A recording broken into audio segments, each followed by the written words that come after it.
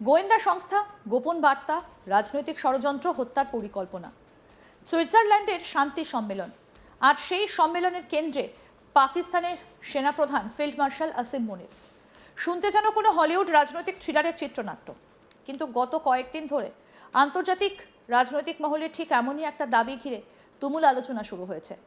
Brazilian সাংবাদিক এবং ভূ রাজনৈতিক বিশ্লেষক পেপে এসকোবার দাবি করেছেন ইসরায়েলের গোয়েন্দা সংস্থা মোসাদ নাকি সুইজারল্যান্ডে আসিম মুনিরকে হত্যা করার পরিকল্পনা করেছিল। আরও বিস্ফোরক অভিযোগ হলেও পাকিস্তানের সামরিক গোয়েন্দারা নাকি আগেই সেই পরিকল্পনার খবর পেয়ে যায় এবং ইসরায়েলকে এমন করা হুঁশিয়ারি দেয় যে শেষ পর্যন্ত পুরো পরিকল্পনাই ভেস্তে যায়। কিন্তু এখানে সবথেকে গুরুত্বপূর্ণ প্রশ্ন হলো, আসলে কি ঘটেছিল? সত্যি কি মোসাদ এমন কোনো অভিযান চালানোর প্রস্তুতি নিচ্ছিল, নাকি এটা আন্তর্জাতিক রাজনীতির আরেকটা অপ্রমাণিত দাবি যা তথ্যযুদ্ধের অংশ হিসেবে সামনে এসেছে? কারণ ঘটনাটার সবথেকে বড় বৈশিষ্ট্য হলো, অভিযোগ যত বড় তার পক্ষে প্রমাণ ততটাই কম। প্রথমে পুরো ঘটনাটা বোঝা যাক যে ঠিক কী ঘটেছে। সুইজারল্যান্ডে সম্প্রতি এমন একটা বৈঠক অনুষ্ঠিত হয়েছে যা মধ্যপ্রাচ্যের রাজনীতির জন্য অত্যন্ত গুরুত্বপূর্ণ বলে বিবেচিত হচ্ছিল। আমেরিকা এবং ইরানের মধ্যে উত্তেজনা কমানোর সম্ভাবনা, আঞ্চলিক স্থিতিশীলতা এবং পশ্চিম এশিয়ার ভবিষ্যৎ নিয়ে সেখানে নানা পর্যায়ে আলোচনা চলছিল। সেই প্রেক্ষাপটে পাকিস্তানের প্রধানমন্ত্রী শাহবাজ শরীফ এবং সেনাপ্রধান আসিম মুনিরও সুইজারল্যান্ড সফর করেন। আর ঠিক এই সফরকে ঘিরেই সামনে আসে বিস্ফোরক দাবি। পেপে এসকোবারের বক্তব্য অনুযায়ী পাকিস্তানের সামরিক গোয়েন্দারা অত্যন্ত নির্ভরযোগ্য সূত্র থেকে জানতে পারে যে মোসাদ ইসরায়েলের প্রধানমন্ত্রী বেঞ্জামিন নেতানিয়াহুর নির্দেশে আসিম মুনির এবং পাকিস্তানি প্রতিনিধি দলের ওপর হামলার পরিকল্পনা করছে। তার দাবি অনুযায়ী পাকিস্তান তখন মধ্যস্থতাকারীর মাধ্যমে ইসরায়েলকে বার্তা পাঠায়। সেই বার্তা ছিল অত্যন্ত কঠোর এবং সরাসরি। এখানেই শুরু হয় রাজনৈতিক নাটক। কারণ এমন একটা দাবি সামনে আসার পর সাধারণ মানুষ প্রথমেই মোসাদের ইতিহাসের দিকে তাকাতে শুরু করে। বাস্তবতা হলো, মোসাদ বিশ্বের সবথেকে আলোচিত এবং বিতর্কিত গোয়েন্দা সংস্থাগুলোর একটা। গত কয়েক দশকে বিশ্বের বিভিন্ন দেশে গোপন অভিযান, গুপ্তচর বৃত্তি, টার্গেটেড অপারেশন এবং উচ্চ প্রোফাইল ব্যক্তিদের বিরুদ্ধে অভিযানের অভিযোগ বহুবার উঠেছে। ফলে মোসাদের নাম শুনলেই অনেকের কাছে এমন গল্প বিশ্বাসযোগ্য বলে মনে হয়। কিন্তু আন্তর্জাতিক রাজনীতিতে একটা বিষয় সব সময় মনে রাখতে হয়, কোনো সংস্থার অতীত ইতিহাস যতই বিতর্কিত হোক না কেন, নতুন কোনো অভিযোগকে প্রমাণ ছাড়া সত্য বলে ধরে নেওয়া যায় না। এই ঘটনাতেও সেই একই বাস্তবতা প্রযোজ্য। কারণ এখনও পর্যন্ত ইসরায়েল সরকার এই অভিযোগ স্বীকার করেনি, পাকিস্তান সরকারও ঘটনাটা নিশ্চিত করেনি। বরং পাকিস্তানের নিরাপত্তা কর্মকর্তারাই প্রকাশ্যে বলেছেন এমন কোনো ঘটনা ঘটেনি। সফরের সময় কোনো নিরাপত্তা সতর্কতা ছিল না। সুইস নিরাপত্তা সংস্থা, আমেরিকান নিরাপত্তা সংস্থা কিংবা পাকিস্তানের নিরাপত্তা বাহিনী কোনো হুমকির তথ্য পায়নি। অর্থাৎ একটা অদ্ভুত পরিস্থিতি তৈরি হয়েছে।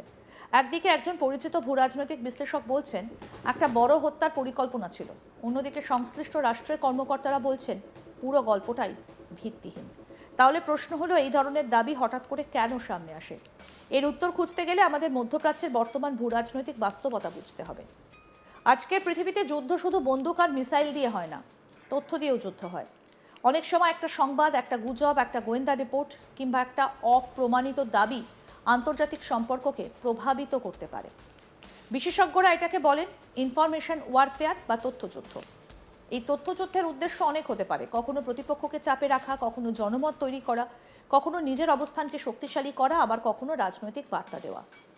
ইসরায়েল এবং পাকিস্তানের সম্পর্ক বহু বছর ধরে উত্তেজনাপূর্ণ। দুই দেশের মধ্যে কোনো আনুষ্ঠানিক কূটনৈতিক সম্পর্ক নেই। পাকিস্তান এখনও ইসরায়েলকে রাষ্ট্র হিসেবে স্বীকৃতি দেয়নি। অন্যদিকে ইসরায়েল ও পাকিস্তানকে কখনো কৌশলগত অংশীদার হিসেবে দেখেনি। এই সম্পর্ক আরও জটিল হয়ে ওঠে যখন ইরানকে যুক্ত করা হয়। কারণ পাকিস্তান, ইরান, ইসরায়েল এবং আমেরিকা, এই চারটে শক্তির স্বার্থ বহু ক্ষেত্রেই একে অপরের সঙ্গে সংঘর্ষে জড়িয়ে পড়ে। বিশেষ করে গাজা যুদ্ধের পর পাকিস্তানে ইসরায়েল বিরোধী মনোভাব আরও তীব্র হয়েছে। পাকিস্তানের প্রতিরক্ষা মন্ত্রী খোজা আসিফ প্রকাশ্যে ইসরায়েলের বিরুদ্ধে কঠোর ভাষায় আক্রমণ করেছেন। তিনি ইসরায়েলকে মানবতার জন্য অভিশাপ পর্যন্ত বলেছেন। এমন পরিস্থিতিতে যদি কেউ বলে যে ইসরায়েল পাকিস্তানের সেনাপ্রধানকে লক্ষ্যবস্তু বানিয়েছিল, তাহলে সেই গল্প অনেকের কাছেই বিশ্বাসযোগ্য মনে হতে পারে। কিন্তু আন্তর্জাতিক রাজনীতি আবেগ দিয়ে নয়, তথ্য দিয়ে বিচার করতে হয়। আর এখানেই এই গল্পের সবথেকে বড় দুর্বলতা।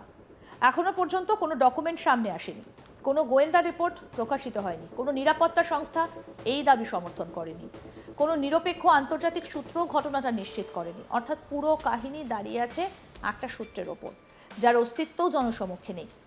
এখানেই আসে আরেকটা গুরুত্বপূর্ণ প্রশ্ন, যদি সত্যি এমন কোনো হত্যা চক্রান্ত থাকতো তাহলে কি পুরো সফর স্বাভাবিকভাবে সম্পন্ন হতো? সাধারণত যখন কোনো রাষ্ট্রপ্রধান, সেনাপ্রধান বা উচ্চপদস্থ ব্যক্তির বিরুদ্ধে নিরাপত্তা হুমকি থাকে তখন সেই সফরের নিরাপত্তা ব্যবস্থা দৃশ্যমানভাবে বদলে যায়। নিরাপত্তা বলয় শক্তিশালী হয়, গোপন রুট ব্যবহার করা হয়, নিরাপত্তা সংস্থাগুলোর মধ্যে বিশেষ সমন্বয় তৈরি হয়। কিন্তু এখনো পর্যন্ত এমন কোনো তথ্য সামনে আসেনি। এটা অবশ্যই প্রমাণ করে না যে অভিযোগ মিথ্যে, কিন্তু এটাও প্রমাণ করে না যে অভিযোগ সত্য। এই কারণেই আন্তর্জাতিক বিশ্লেষকরা বলছেন এই মুহূর্তে সবথেকে দায়িত্বশীল অবস্থান হলো সতর্ক থাকা।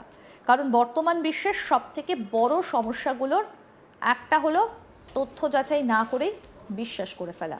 সোশ্যাল মিডিয়ার যুগে একটা দাবি কয়েক মিনিটের মধ্যে কোটি কোটি মানুষের কাছে পৌঁছে যায়, কিন্তু পরে যদি দেখা যায় সেটা ভুল ছিল, তখন সেই সংশোধিত তথ্য আর তত দ্রুত ছড়ায় না। ফলে মানুষের মনে প্রথম ধারণাটাই থেকে যায়। এই ঘটনাটাও ঠিক সেই ধরনের।